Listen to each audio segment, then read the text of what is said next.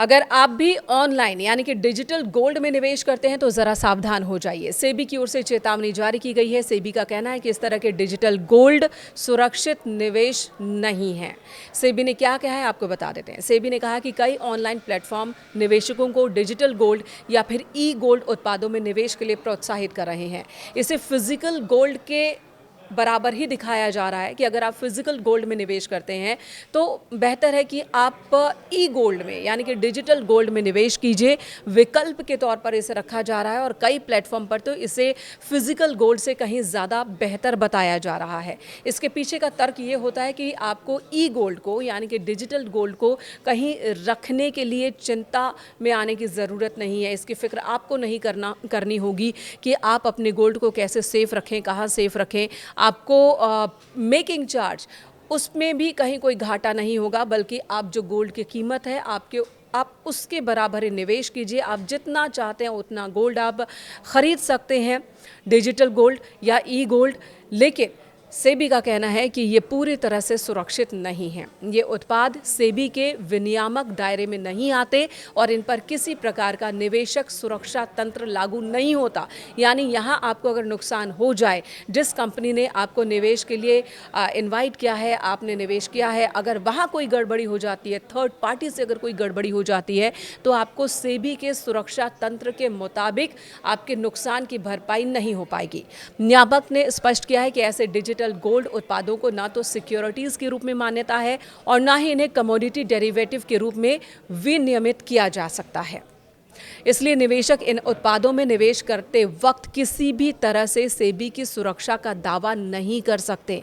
ये सेबी ने साफ साफ कह दिया है। सेबी ने निवेशकों को सलाह दी है कि सोने या फिर सोने से संबंधित उपकरणों में निवेश से पहले सेबी रजिस्टर्ड संस्थाओं द्वारा पेश किए गए वैध विकल्पों को ही तवज्जो दे जो सेबी के दायरे में आते हैं, और जैसे कि गोल्ड ETF हो गया या फिर म्यूचुअल फंड योजनाओं को प्राथमिकता दें, ना कि आप किसी भी प्लेटफॉर्म के ई गोल्ड में निवेश कर दें।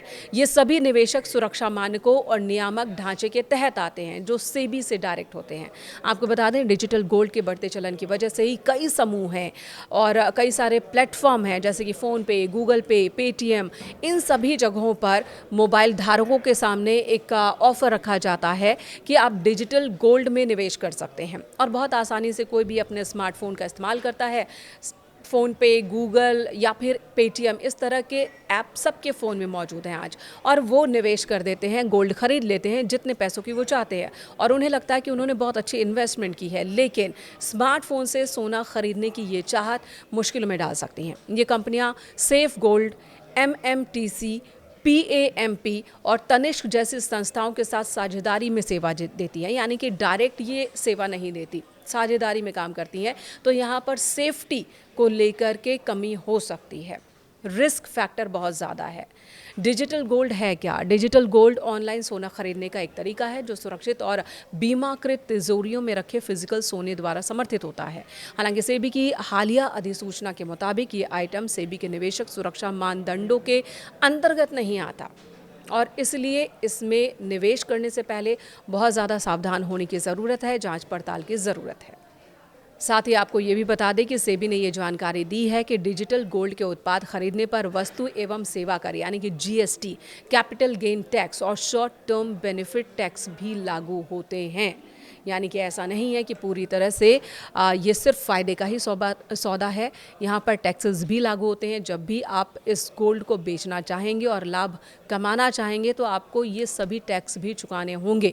तो जो दावे किए जाते हैं कि आप डिजिटल गोल्ड में ज़्यादा इन्वेस्ट कीजिए बजाय इसके कि फ़िज़िकल गोल्ड में अगर मेकिंग चार्ज कटता है तो यहाँ पर भी कई सारे टैक्स आपको देने पड़ते हैं।